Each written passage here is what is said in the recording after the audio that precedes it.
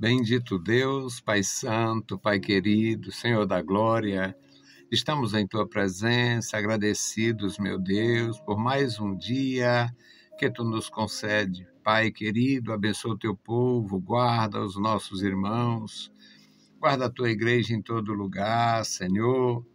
Opera maravilhas na vida dos Teus servos. Abençoa as criancinhas, a juventude, as famílias, Senhor, abençoa cada família na Tua casa. Guarda, Senhor, os Teus servos, homens e mulheres, jovens e adultos, os idosos. Meu Senhor, guarda o Teu povo, guarda os que estão enfermos, tenha misericórdia, socorre, ajuda, Senhor, cada um dos nossos irmãos na cidade e no interior.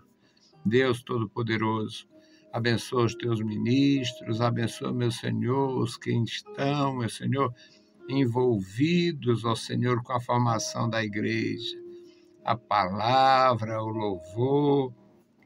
Abençoa, Senhor, guarda as nossas congregações, opera maravilha na vida dos nossos irmãos, pastores locais. Meu Senhor, dá graça, ajuda cada um. Toda a liderança da igreja, guarda o santo ministério, guarda, meu Senhor, os Teus servos, Pai, que cada um possamos, ó Deus, fazer a Tua obra com alegria, com dedicação e fervor. Em nome de Jesus Cristo, nós te pedimos. Amém. Saudamos a todos com a paz de nosso Senhor Jesus Cristo. Voltamos para apresentar o programa Toca o Clarim. Estamos aqui tocando o nosso clarim, o clarim de Deus ressoando. É a mensagem da palavra de Deus, a palavra do Senhor em nossas mãos e a gente levando em forma de alimentação diária. Que Deus possa abençoar os meus irmãos, que Deus possa guardar e ajudar cada um, os que trabalham na igreja do Senhor, os que têm bom testemunho, mesmo não tendo uma função definida, não tendo se dedicado ainda ao magistério espiritual, o ministério da palavra, mas que cada um possa contribuir com a igreja de Jesus. Nós vamos meditar na palavra de Deus. O nosso texto é Atos dos Apóstolos, capítulo 15, versículos 22 a 31. Você é bem-aventurado quando ouve, você é bem-aventurado quando lê, e você é bem-aventurado quando guarda a palavra do nosso Deus. Atos 15 e 22 até o 31. Louvado seja Deus! Pareceu bem aos apóstolos e aos anciãos, com toda a igreja, eleger homens dentre eles e enviá-los com Paulo e Barnabé a Antioquia, a saber, Judas, chamado Barsabás, e Silas, homens distintos entre os irmãos. E, por intermédio deles, escreveram o seguinte: os apóstolos e os anciãos e os irmãos, aos irmãos dentre os gentios, que estão em Antioquia, e Síria, e Cilícia, saúde. Porquanto ouvimos que alguns que saíram dentre nós vos perturbam com palavras e transtornaram as vossas almas, dizendo que deveis circuncidar-vos e guardar a lei, não lhes tendo nós dado mandamento. Pareceu-nos bem, reunidos concordemente, eleger alguns homens e enviá-los com os nossos amados Barnabé e Paulo, homens que já expuseram as suas vidas pelo nome de nosso Senhor Jesus Cristo. E enviamos, então, Judas e Silas, os quais, por palavra, vos anunciarão também as mesmas coisas. Na verdade, pareceu bem ao Espírito Santo e a nós não vos impor mais encargo algum, senão estas coisas necessárias, que vos abstenhais das coisas sacrificadas aos ídolos, e do sangue, e da carne sufocada, e da fornicação, das quais coisas bem fazeis se vos guardardes. Bem vos vá. Tendo eles, então, se despedido, partiram para Antioquia, e, ajuntando a multidão, entregaram a carta. E, quando a leram, alegraram-se pela exortação. Louvado seja o nosso Deus. Bendito o Senhor. Pai amado, Pai querido, nós te louvamos. Agradecemos ao Senhor pela tua bondade, pelo teu cuidado paternal. Abençoa, Senhor, e guarda os nossos irmãos, os nossos ouvintes e aqueles, Pai, que não estando ouvindo, não sendo ouvintes, ó Deus, da nossa programação, no nosso horário, possa ter contato conosco, Senhor, através das redes sociais. Pai querido, os nossos inscritos no YouTube, os nossos amigos no Face, abençoa os nossos seguidores, Pai. Tu conhece a tua igreja, cada ovelha, cada cordeiro teu. Amado Pai, ouve a nossa petição. Em nome de Jesus Cristo, nós te pedimos. Amém. Louvado seja para sempre o Senhor. Meus amados irmãos, é uma bênção quando nós lemos a palavra de Deus, quando nós expomos a palavra de Deus. E eu acho maravilhoso fazer isto. Por quê? Apesar de eu não ter sido, a princípio, eu não tive oportunidade de congregar com pessoas bem versadas nas Escrituras, muito embora compensasse o temor, o zelo daqueles irmãos, a maioria, mas eu não tive mestres que me ensinasse assim, que tivesse tanto interesse na minha formação e pudesse fazer isso na igreja, na congregação. Mas eu tive ajuda de alguma forma e quando eu resolvi estudar a palavra de Deus, fazer um seminário, eu tive apoio do meu presidente, não era formado. Ele não era formado, era um mestre de obra que havia deixado o trabalho secular para administrar a igreja. Nosso amado pastor Emiliano Ferreira da Costa.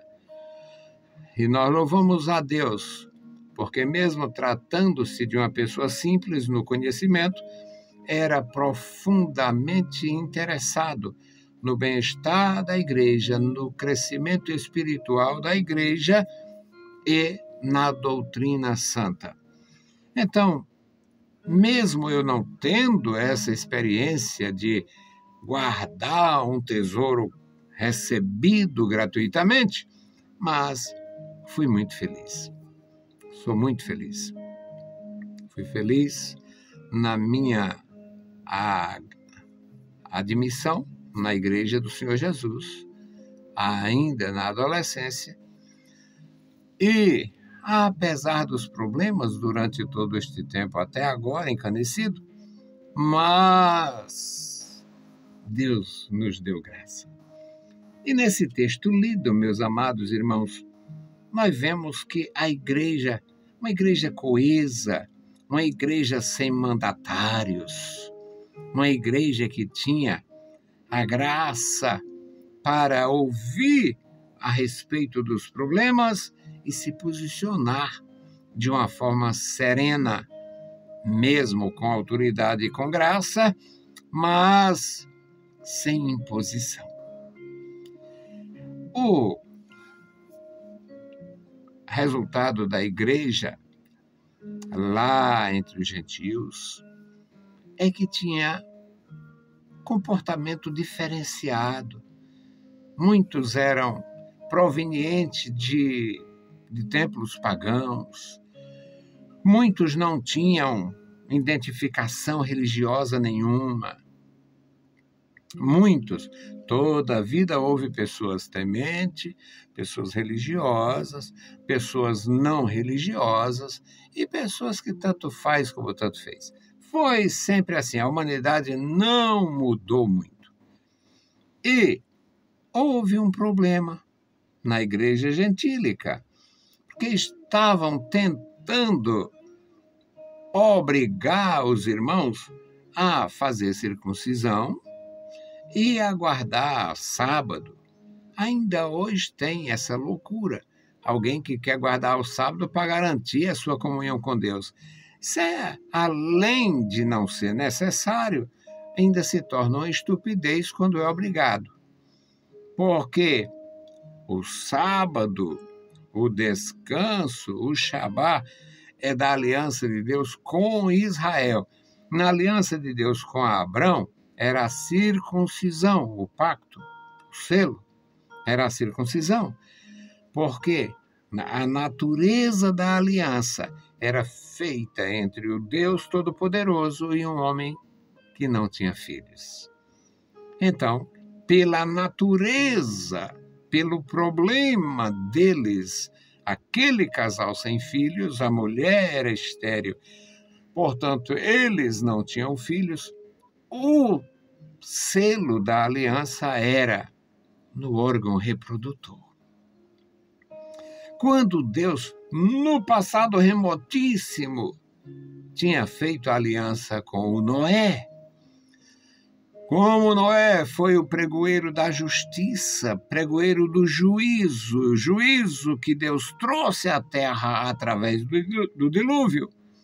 Então, o selo daquela aliança, o sinal daquela aliança foi o arco de Deus nas nuvens, para mostrar que aquela aliança estava mantida e jamais o mundo seria destruído novamente com água. Quando Moisés tirou Israel do Egito, Israel estava na escravidão, trabalhando dioturnamente. E Deus tirou Israel. A expressão do Antigo Testamento é que Deus tirou eles com mão forte, com o braço estendido. E o sinal da aliança era o descanso, o Shabá. Eles vinham do trabalho forçado, eles vinham do trabalho ininterrupto, eles vinham do trabalho sem folga. Então, cada aliança tem o seu próprio sinal, o seu próprio pacto. A nossa aliança em Jesus Cristo, o sinal é a transformação do coração e o dom do Espírito Santo. Aquela maneira maravilhosa da gente se identificar, clamando Abba, Pai, o espírito de adoção de filhos. Aqui, a igreja era gentílica.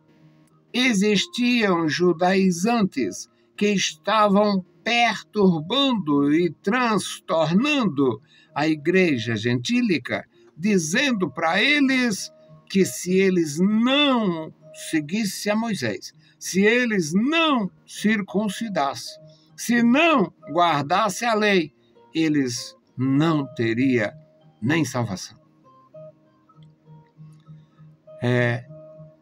Aqui no versículo 14. Porquanto ouvimos que alguns que saíram dentre nós vos perturbaram com palavras e transtornaram as vossas almas, dizendo que deveis circuncidar-vos e guardar a lei. Não lhes tendo nós dado mandamento. Eles não estão autorizados, não fazem parte do nosso trabalho. saíram. Isso é coisa estranha. Então, pareceu bem reunidos concordemente. É maravilha isto, irmãos, mostrando a natureza da igreja, sem mandatário, sem ditador, sem obrigação, sem forçar a consciência de ninguém. Pareceu bem a nós, reunidos concordemente, eleger alguns homens e enviá-los com os nossos amados Barnabé e Paulo. Trata-se de Judas e Silas, Judas Barsabás e Silas, homens que têm se colocado na obra de Deus sem reserva. Têm se colocado, eles têm exposto as suas próprias vidas. Homens que já expuseram as suas vidas pelo nome de nosso Senhor Jesus Cristo. Enviamos, portanto, os dois, Judas e Silas, e eles, pessoalmente, por palavra, pessoalmente vos anunciarão as mesmas coisas. Eles são competentes, eles são tementes e eles estão autorizados, eles fazem parte do corpo da igreja. Pareceu bem a nós, pareceu bem ao Espírito Santo e a nós. Não impor nada, não vamos impor nada, nenhuma imposição, a não ser estas coisas necessárias. Que vos abstenhais das coisas sacrificadas aos ídolos. Não tem como juntar Deus e o diabo num barco. É impossível colocar o ídolo ao lado de Jesus. Jesus não toleraria ídolo. O ídolo é uma espécie, é uma coisa, é um instrumento, é um artefato de Satanás. Mas esse aqui é Jesus. Não, é um ídolo, é artefato de Satanás. Disseram que é Jesus, pintaram aí um Jesus, mas o nosso Senhor não é materializado. Então, o ídolo não tem lugar. Ídolo é artefato de Satanás. Não coloque ídolo com a palavra de Deus. Agora é comum, o sujeito vai levando um demônio nos peitos e a Bíblia na mão. Mas não tem razão de ser. E depois vai ser condenado do mesmo jeito. E aqui diz, pareceu bem ao Espírito Santo e a nós não impor nada desnecessário. E o que fica claro que era desnecessário? A circuncisão. E outra coisa que era desnecessário, o sábado. Porque ele menciona coisas sacrificadas aos ídolos, ou seja, não misture a coisa de Deus com a coisa do diabo. Não misture o culto ao Senhor com o culto a Satanás. Outra coisa, é necessário vos abster do sangue. Era um critério eclesiástico para evitar confronto, para evitar impedimento, para evitar que os judeus se ofendessem tanto que rejeitassem a palavra. Não pode haver essas coisas, esse confronto.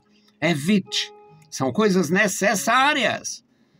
Se abster dos ídolos, se abster de consumir sangue. Na época não existia plasma, remédios extraídos do sangue. Hoje existe. Pode usar à vontade, tem nada a ver. Mas comer sangue afrontaria os judeus e impediria a obra de Deus. carne sufocada.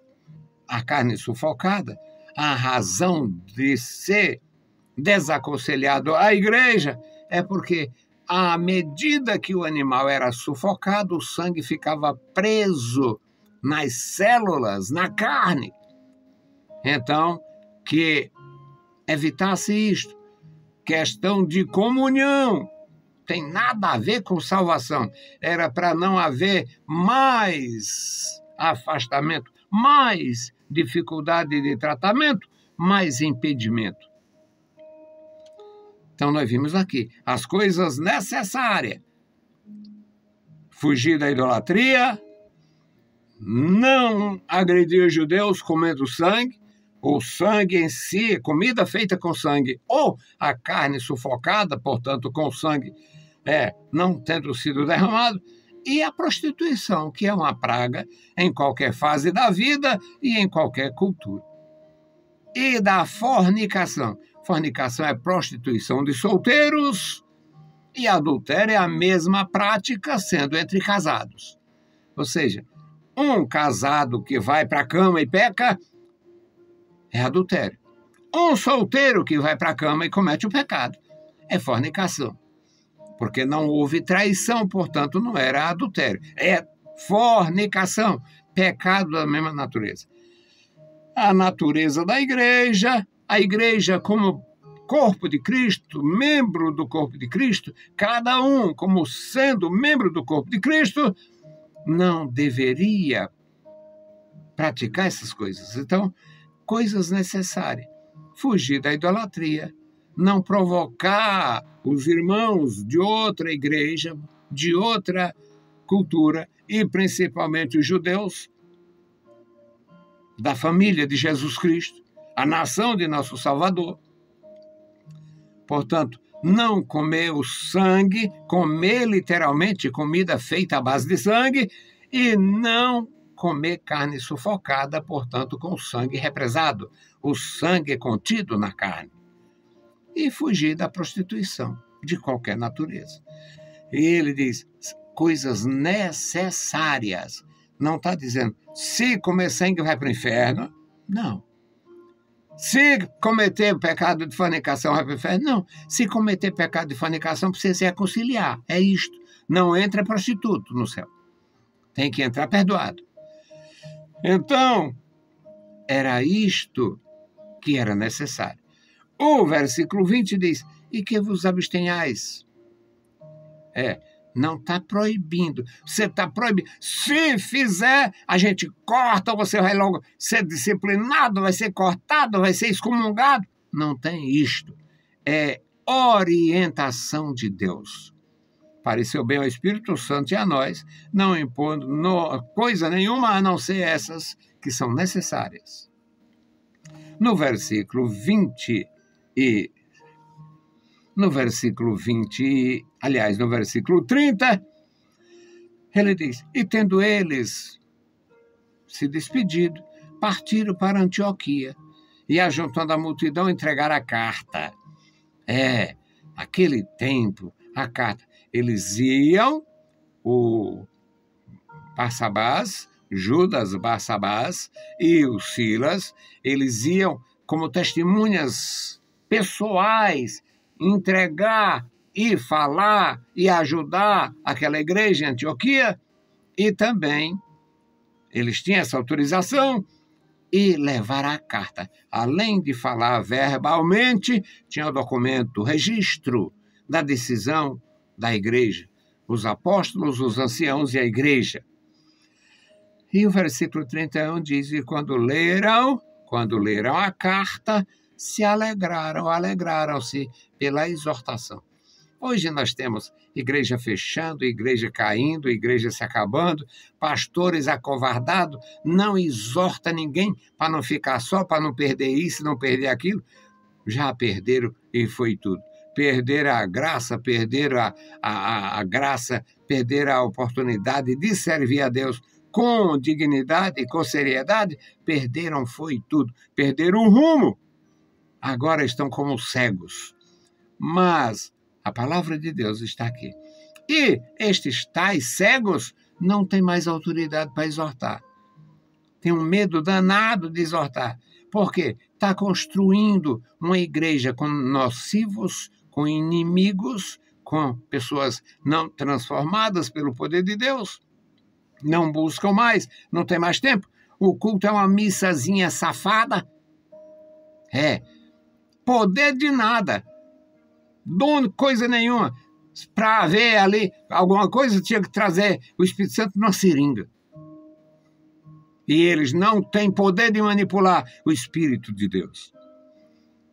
Mas, se tiver autoridade e graça, exorta. E aqueles que receberam a graça, glorifica a Deus pela exortação. Este versículo 31, meus amados irmãos, é um testemunho, é um monumento à humildade. E quando leram a carta, quando a leram, alegraram-se pela exortação. Não receba estranhos, não dê lugar à perversidade, não fique escutando coisas estranhas, doutrina de homem, doutrina de demônio. Não se envolva com isto. A palavra de Deus, salutar, remédio, uma bênção para você e para mim. Vamos orar. E vamos orar pela igreja. Vamos continuar clamando pelos nossos irmãos, pelos nossos patrícios no Rio Grande do Sul. Eu fico triste, muito triste, pensando aquelas famílias. Hoje eu estava vendo um videozinho, o homem disse, minha casa era ali. Só o lugar. Minha casa era ali, eu morava ali. Meu Deus, se a casa foi embora, imagina o que tinha dentro. Então, meus amados, vamos continuar servindo a Deus, pedindo a graça, servindo a Deus, servindo ao Senhor, amando a igreja. Bendito Deus, Pai querido, Senhor do céu e da terra, nós estamos em Tua presença. Obrigado pela Tua manifestação poderosa na Igreja Santa. Obrigado pelo Teu poder, Senhor, pela Tua graça revelada em Jesus Cristo. Obrigado pelo perdão dos nossos pecados.